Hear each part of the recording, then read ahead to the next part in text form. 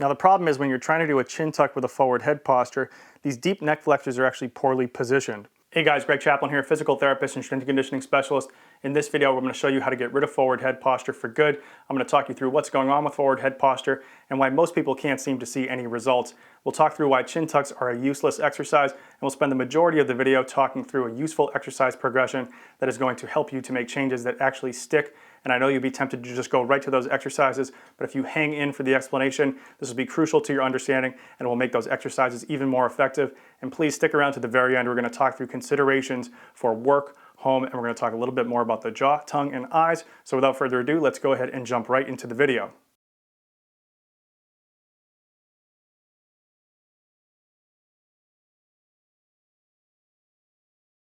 Now before we get into the actual exercises, let's go through the relationships that occur between the head, neck, and rib cage that allow this forward head posture to occur in the first place, and then you'll better understand how to fix it. So we got Mr. Phibbs here to help us demonstrate. So the root of the issue here is that the head and the neck are pushed forward relative to the rib cage. Now, if uncompensated, we just look like we're bent over and looking down with the head and neck. So what most people do is they extend here at the lower rib cage, which gives us the appearance of being lined up even though we're not. So in addition to that, we're typically going to have a pelvis that's pushed forward in space. This can either be just pushed forward or actually tilting forward into an anterior pelvic tilt. When we think of muscles that are overactive in this position, we're going to think about the sternocleidomastoid muscles that come from the mastoid process here on the head down to the clavicle and the sternum. And we're also going to have overactive muscles in the neck and the jaw as well. So many people are actually going to feel symptoms on the back of the neck here, but the real reason is everything here on the front side is overactive, which is putting more challenge onto these muscles in the back. If we take a view of the rest of the body, we're typically going to have underactive hamstrings, inner thighs, and glute muscles, as well as abdominal obliques and shoulder stabilizers. And it's not going to be useful just to strengthen these muscles because the reason they're not working effectively in the first place is due to position. So we actually have to address the position to get these muscles to effectively work. So in order to address these relationships, we need to do the opposite of what's occurring at each segment. So if we look at the head and the neck that's forward, we need to bring the head and the neck back. If we look here at the lower rib cage, it's extended, so we have to reduce that extension. And then at the pelvis, we're going to be pushed forward, so we need to bring that pelvis back. And if we're tipped forward in an anterior pelvic tilt, we need to get a little bit of a posterior tilt. Now once we're in this position, we can then superimpose shoulder motion and even tongue and jaw motion, and then finally we can get into the gym to really make these changes stick. Now these activities and the breathing strategies within them are dependent on achieving the desired position. If you don't achieve that position, you're not going to get these changes to stick. So if you don't get them on the first time around, that's okay. Go back through the videos, pay careful attention to those cues. These activities are not easy to make work, but it is worth it. Now, the last thing we have to talk about is reducing interference within your exercise program. And this brings me to an important point about a very commonly prescribed exercise for the deep neck flexors, the infamous chin tuck. Now the problem is when you're trying to do a chin tuck with a forward head posture, these deep neck flexors are actually poorly positioned. See, the deep neck flexors rely on a normal curve in order to fire effectively, but when we're in this position in a forward head posture, we actually have less than that normal curve, so these deep neck flexors will not be able to activate effectively.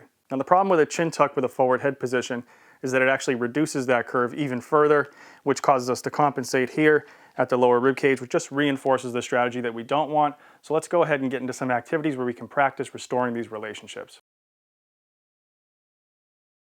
Okay, so this first activity is going to allow us to restore some of these relationships in a very supported position, but there's going to be a lot going on here. So if you need to rewatch this a couple of times just to get the gist of this, this will serve you well with the future progressions. So to do this activity, we're going to need a small book, block, or step for the feet. We're going to need a small towel roll about 1 to 2 inches for the mid-neck, and then if you'd like, you can put a small ball in between the knees. To start off here, we're going to get pressure in the outer part of the heel as well as the outer part of the foot all the way down to the base of the little toe. Then you'll push the base of the big toe down as well, so you have contact on the outside of the foot but also the inside of the foot as well. You're just going to gently hold that ball there, no need to squeeze, and then you're going to think about where your pelvis is. So if your pelvis is already laying flat, then you probably don't need to do anything. But if it feels like it's arched forward, what you're going to do is just dig down gently through your feet and let the pelvis rock back slightly so the upper half of the pelvis is resting on your support surface. Now from this position, the upper half of the pelvis and most of the back should already be flat. You're going to place your hands on your lower ribs in this position. And then this first step here is going to have quite a few things going on, so pay close attention. So after our inhale here, we're going to do an exhale and we're going to simultaneously do a couple of things. So we're simultaneously going to pull straight down with the feet into that book block or step while we notice that the lower ribs come down, but at the same time up here in the neck, we're going to be arching back, bringing the chin up so that the neck actually lifts off the towel roll. So let's go through that again. So we're going to exhale, dig down with the feet. We're going to bring the neck up so that the neck comes off the towel roll, and at the same time, the hands will notice that as we exhale, the ribs will come together. So we're going to do an exhale here, dig down, look up, neck comes off the towel roll. We're going to notice those ribs coming together, then we're going to pause there. Now in this position, we're going to take an easy breath in through the nose. What we want to try to do here is get a hang for not using the neck as we inhale, but instead feeling most of the motion down here in the rib cage. So nice easy inhale through the nose here, feeling most of the motion happening at the lower rib cage and not in the neck. And you'll notice my inhale is very quiet, you can't even hear it. Then after we get done that inhale, we're going to exhale again, re-engaging the feet and then tipping back even a little bit more with the head to lift that neck off the towel roll. We can do this exhale through either the mouth, making a sighing sound like, or we can do this through the nose. So we're going to exhale, dig down, noticing those lower ribs come together, pause a second or two, then a nice easy breath, keeping the neck relaxed and feeling most of the motion down here in the rib cage. Inhale,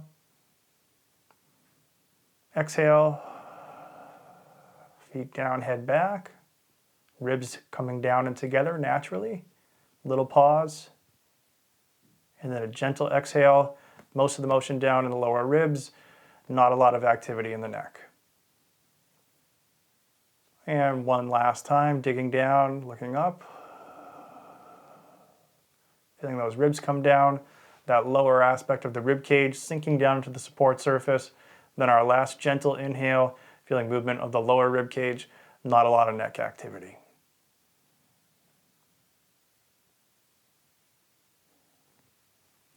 Okay, so now that we have that skill down, we're going to progress and add some reaching and jaw movement to it.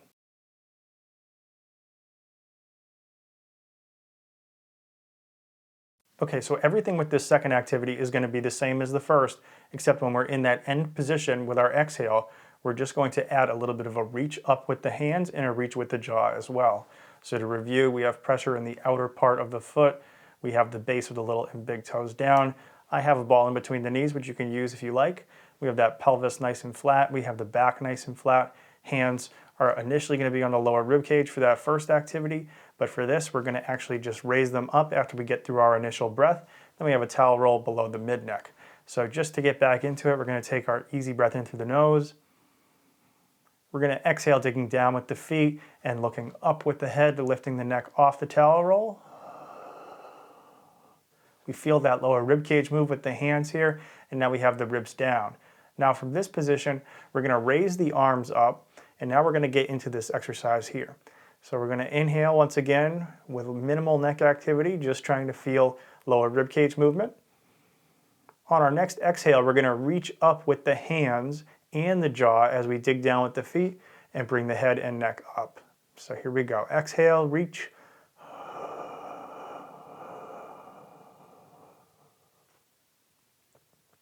Little pause at the end. You can maintain the jaw in the upwards position. Then from here, you're going to inhale and feel just movement at the lower rib cage, neck staying nice and relaxed. Then exhaling, a little bit more of a reach with the jaw and the hands as you dig down with the feet and keep that neck off the towel roll.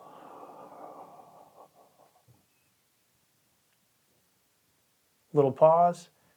I'm going to do another breath in, feeling mostly movement in the lower rib cage, not a lot of neck tension.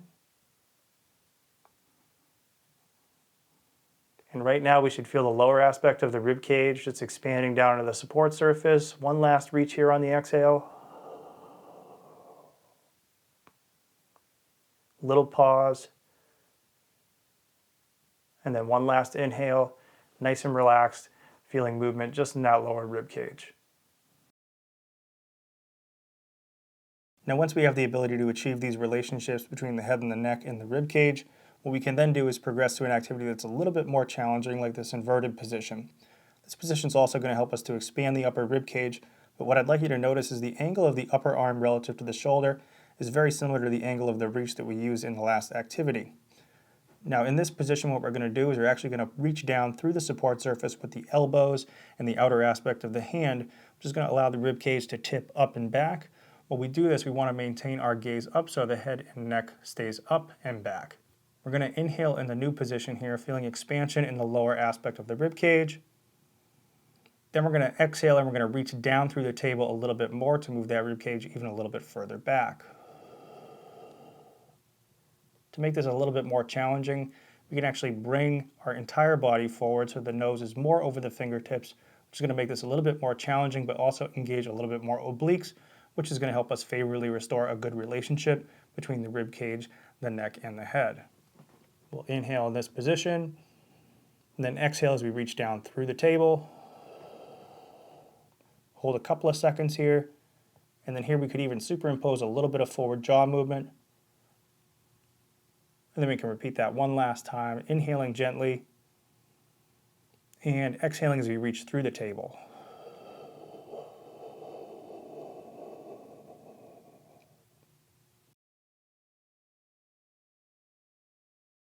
So now we're going to use a table or counter and our hands to practice reaching our rib cage back and down while the head and the neck stays up and we keep weight through the heels. So we're going to put our hands on that table or counter with most of the weight in the outer aspect of the hand, and then feeling down to the feet, we're going to have pressure on the outer edge of the foot as well as the base of the big toe, with the majority of the weight being back in our heels. In this position, we're going to take an easy breath in through the nose. Then we're going to exhale and push down through the outer aspect of the hand to move the rib cage down and back as we're exhaling and lifting that head and neck simultaneously. Now in this position, we'll pause a few seconds and then keep the gaze up while moving the jaw forward and holding there. Now after a couple of seconds here, we're going to relax and then just take an easy breath in through the nose, trying to feel all the motion down in the lower rib cage, but no activity here in the front of the neck. Nice easy through the nose. Then we're going to repeat again, exhaling either through the mouth or the nose as we push through the outer aspect of the hand to transfer weight back to the heels as the rib cage moves down and back and the head and neck move up and back.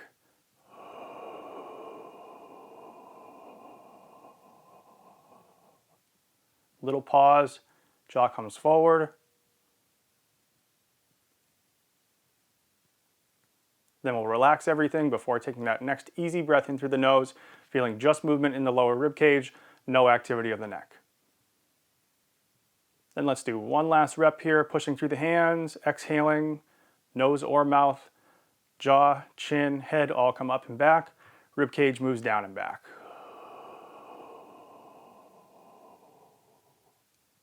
Little pause, jaw comes forward. You could even practice moving the eyes down here without the head moving down. And then nice and relaxed, take an easy breath in through the nose, no neck activity, just all movement here in the lower rib cage.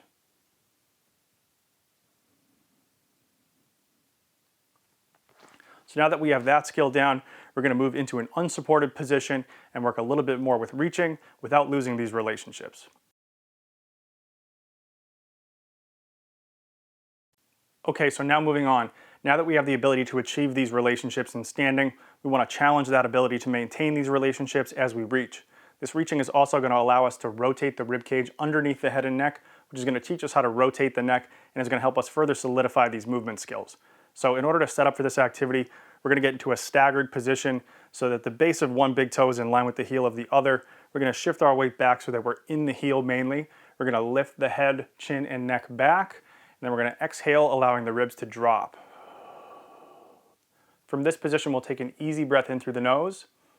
And then we're going to reach forward with the hand of the same side as the back foot, and then we're going to have the other hand doing the opposite thing. So we're going to exhale and reach. And again, we're trying to maintain the head, the rib cage, and the pelvis all in alignment while keeping most of the weight through the heel of the back foot. Now in this new position, we're going to take another easy breath in through the nose, trying to feel just movement here in the lower ribs and not a whole lot up in the neck. Easy inhale. Then we're going to exhale and we're just going to reach a little bit further with either hand.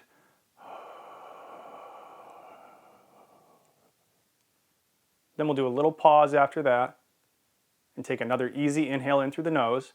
Again, minimal neck activity, feeling most of the movement down in the lower ribs. Then we can do one final reach as we exhale.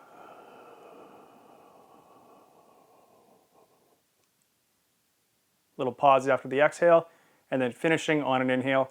Again, feeling most of the movement down at the lower ribs and not in the neck. Now, once we have the ability to achieve these relationships and maintain them while reaching, we can then add some load to that reaching to then further help us solidify these movement skills and really get changes to stick. Okay, so for this movement, we're going to use the same exact cues as the last movement in terms of the feet, the alignment of the pelvis, ribcage, and head. So just to review, we're going to bring the head and neck back. We're going to exhale to allow the ribs to drop. We're going to have contact mainly in the heel of the back foot, but as well, we're going to have contact in the outer edge of both feet, as well as the base of the big toe.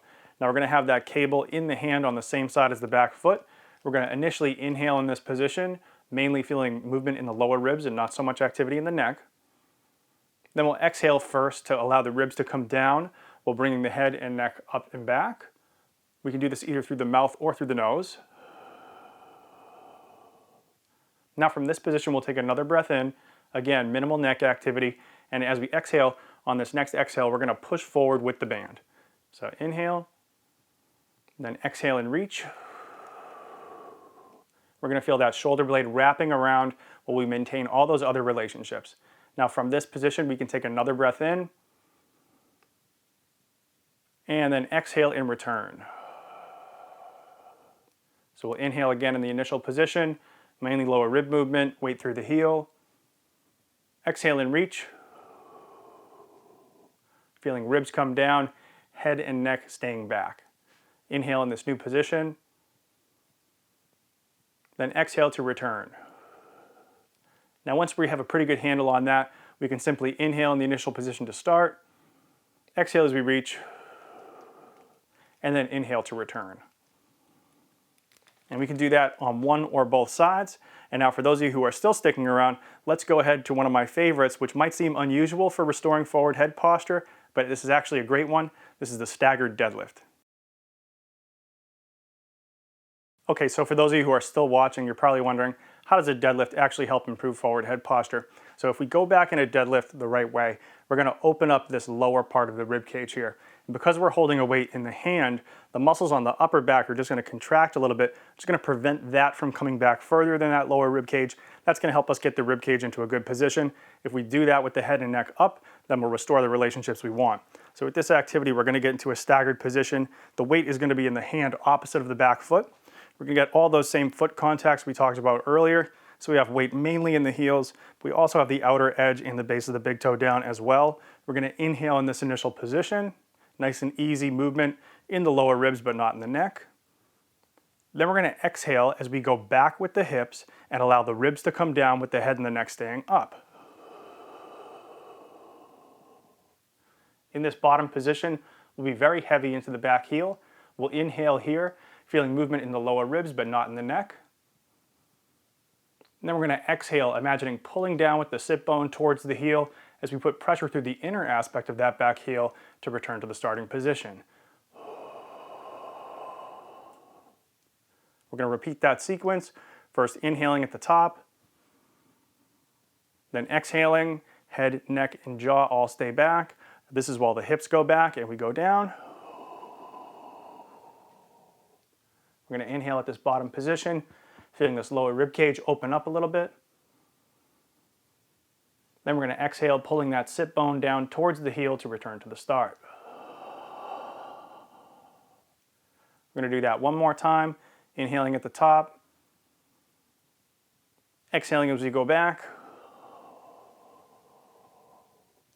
inhaling at the bottom,